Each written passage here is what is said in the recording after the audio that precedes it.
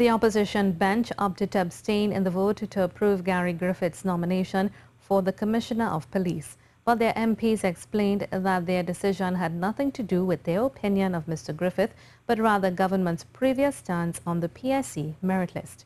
Peter Christopher has more. When the call for division came, the opposition abstained, aware that the government had the simple majority to approve Gary Griffith's nomination as Commissioner of Police.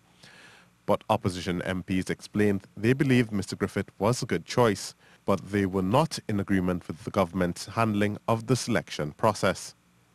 No, we think that the best position to have taken was a position of abstention. Dr. Moonlal made it very clear. Mr. Griffith worked with us as a colleague.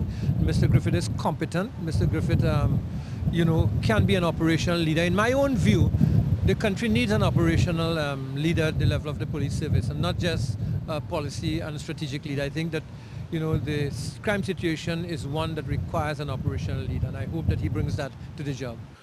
Urupuch East MP Dr. Moonlal was not impressed by the reasoning given by the Prime Minister for Mr. Griffith's selection.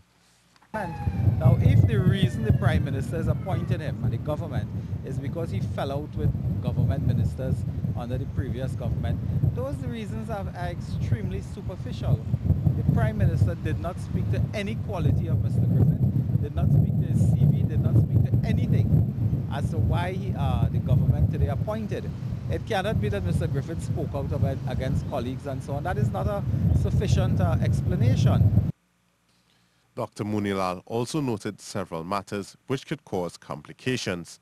The PNM and the government had already contaminated this process by condemning the entire process, condemning the Police Service Commission, and we would have no part of it. We just will not have any part of it, whether to vote for a candidate or in those circumstances to vote against, because our policy is that it has nothing to do with the candidate.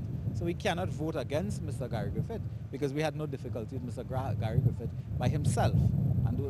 Mr. Griffith's nomination will now go back to the Public Service Commission for review, following which, barring another turn of events, his appointment will be confirmed. Peter Christopher, C News.